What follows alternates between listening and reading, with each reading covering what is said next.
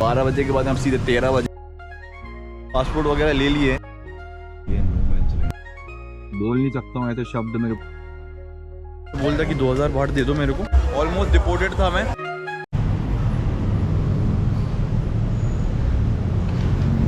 वही कल रात में ना मेरे साथ में एक अलग वाला सीन हो गया था।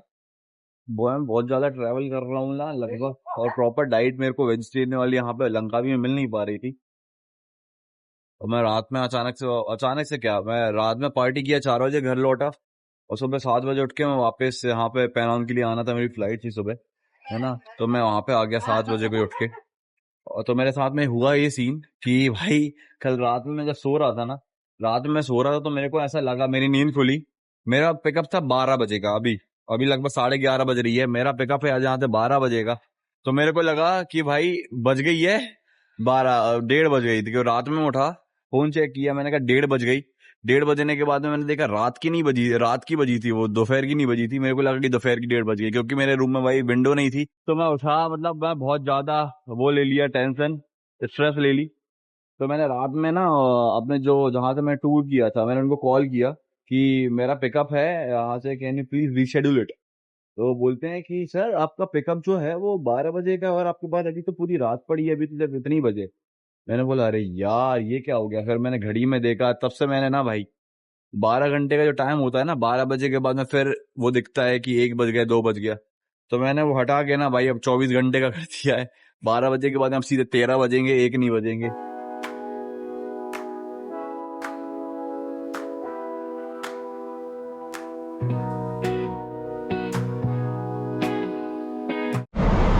तो भाई बड़े समय तक बैठने के बाद में हम लोग एक छोटे से ड्यूटी फ्री शॉप पे आए हैं। यहाँ पे जब आए हैं ना तो मतलब हम लोग से पासपोर्ट वगैरह ले लिए हैं, जो हमारे ड्राइवर साहब हैं, और जो एक उनके साथ में जो भी एक सपोर्ट के लिए या फिर जिनका टूर है उनके साथ में एक एजेंट बैठता है, वो भी हैं। तो उन्होंने हमारा पासपोर्ट ले लिया है और 3 रिंगिट हमसे फ़ीस ली है।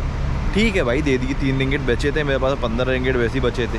5 रिंगिट में ऊपर डाल के लाया था, 3 रिंगिट दे दिया, 2 रिंगिट वापस दिया। 3 रिंगिट पर पासपोर्ट के हिसाब से लगता है। और भाई ये वाला जो एरिया आप लोग देख रहे हैं, ये नो मैंस लैंड, मतलब कोई देश का हिस्सा नहीं, थाईलैंड और मलेशिया की बॉर्डर। इमिग्रेशन हो गया भाई, जा रहे हैं आगे। 8 मिनट या 10 मिनट लगे होंगे भाई, तुरंत भागा। 4:02-3 कुछ आ गया। और जब मैं आया जैसे ही तो बहुत ज़्यादा भीड़ थी। आके मैं 2-5 मिनट ही खड़ा हुआ और ट्रेन आ गई। मतलब मैंने आने के बाद है, ये बड़ी अच्छी है। यहाँ पे थोड़ी बहुत ट्रेन शायद लेट होती है, जो कि बहुत अच्छी बात है। होना चाहिए भाई ट्रेन लेट, क्योंकि हम जैसे लोग जो है ना फंस जाते हैं भाई। इमिग्रेशन इतना, मतलब बोल नहीं सकता हूँ ऐसे शब्द मेरे को जो आ रहा है मुंह पे। एक अंदर ना वहाँ पे लैंड बॉर्डर से आओ तो भाई मैं मना ही करूंगा। और अगर आ भी रहे हो तो मैं आपको सारी चीजें बताऊंगा। मैं अपना एक्सपीरियंस उसका बाद में शेयर करता हूँ। बाकी ट्रेन में जैसे अपने यहाँ पे बेचते हैं ना सामान, ऐसे यहाँ पे भी बेचते हैं भाई, सेम।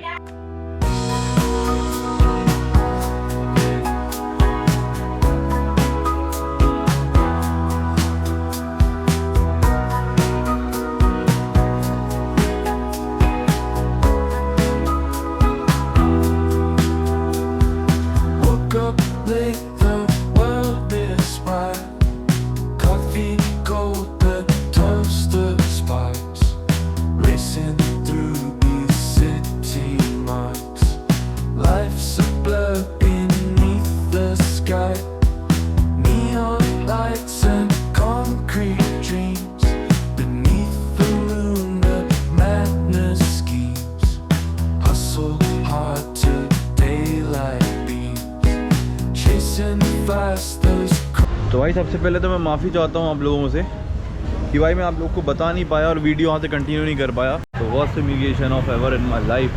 तो उसके साथ में ये हुआ कि भाई जब मैं वहाँ पे पहुँचा, लैंड बॉर्डर क्रॉस कर रहा था, और उन लोगों ने मेरे से कोई भी क्वेश्चन नहीं किए, कुछ भी नहीं पूछा।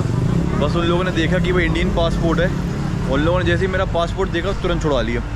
बोला हाँ इंडियन आओ, बोला ऑफिस में जाओ।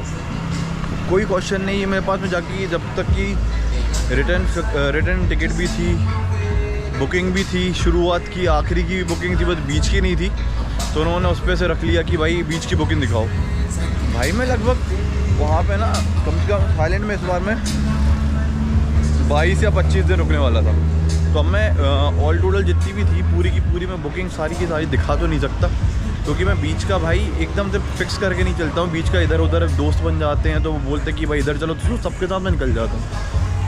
तो लोगों ने भाई पूछा, मेरे को आधा घंटा बैठा के रखा। मेरे पास इंटरनेट नहीं था क्योंकि भाई वियतनाम की सिम थी मेरे पास में, तो वहाँ की मलेशिया की सिम थी। तो मैं ऑलरेडी भाई जो बॉर्डर में क्रॉस करके आया, बहुत स्लो नेट चल रहा था।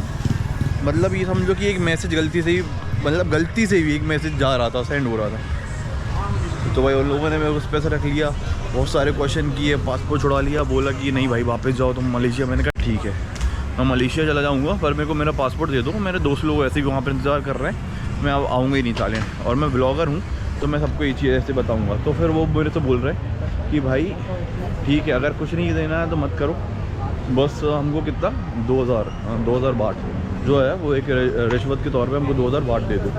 अगर कुछ नहीं कर पा रहे हो कुछ मत करो। वहाँ पे एक एजेंट को भेजा उन्होंने बाहर, है ना। तो उसने मेरे से बोला कि भाई सब कुछ है। तो वहाँ मैंने कहा भाई सब कुछ है मेरे पास, दिखा दूँ, है ना। तो बोलता मेरे से कि मेरे से बोलता कि 2000 बाट दे दो मेरे को, धीरे से मैं तुम्हारा सब कुछ काम करा देता हूँ।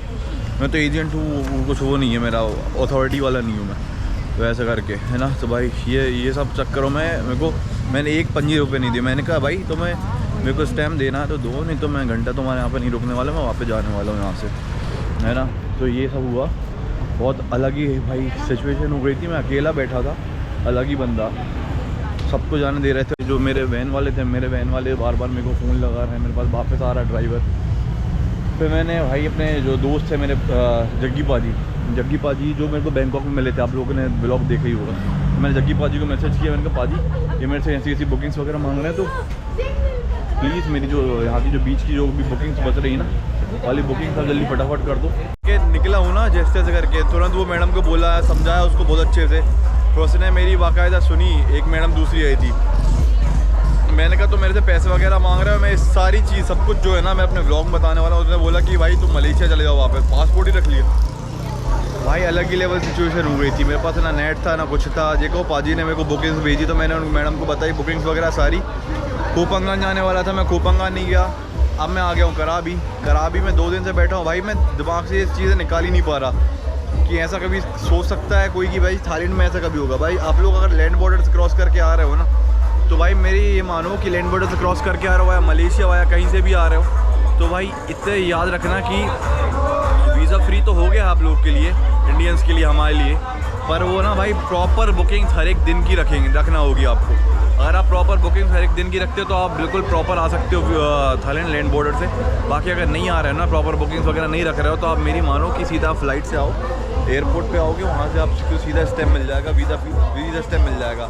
लैंड बॉर्डर से आओगे तो बहुत झमेले होंगे भाई। जैसे मैं फंस गया था, ऑलमोस्ट डिपोर्टेड था मैं, पर वो बच गया भगवान की कृपा से और जग्गी पाजी की कृपा से। भाई फटाफट बंदे ने बुकिंग करी, सारी बुकिंग मैंने देखी। ये सारी चीज़ें मेरे को आपको बताना थी, तो मैं बहुत समय से सोच रहा था, पर मैं भाई कुछ बोल ही नहीं पा रहा था। मतलब कहीं पे बहुत दिमागी काम नहीं कर रहा था। आज जैसे कल जो लंकावी की फ्रेंड थी नतालिया, मैं उससे मिला, उसके साथ में बैठा, बहुत देर तक हम लोगों ने टाइम पास किया, मतलब बैठे बातचीत करी। उसके बाद में धीरे धीरे थोड़ा अच्छा सा फील होना चालू हुआ मेरे को। तो मैंने कहा आज मैं सारी चीज़ें आप लोग को बताऊँ। खाना वाना खा के निकला हूँ, ये सामने बीच है और ये मेरा हॉस्टल है बीच में, ये पार्टी हॉस्टल। ये भाई बालकनी बीच स्ट्रीट सामने है बीच फ्रंट के। और आज को सोच रहा हूँ कि भाई आज कैराबेट शो जो होता है, कल मैं यहाँ से निकल जाऊँगा। मैंने फ़्लाइट अपनी करी दी है। पहले मैं 10 सितंबर को जा रहा था यहाँ से, पर मेरे को मन ही नहीं लग रहा है मेरा। अब तो मैंने फ़्लाइट को प्रीपोन करके एक्सटर्नल बुकिंग्स वगैरह पैसे वैसे दे दा के बुकिंग्स करके छोड़ दी। अब मैं भाई आज सोच रहा हूँ कि आज के दिन और कल के दिन आज कैराबेट शो देख लूँ, फिर उसके बाद मैं आज यहाँ से निकलता हूँ, इंडिया चलेंगे भाई। मिलते हैं।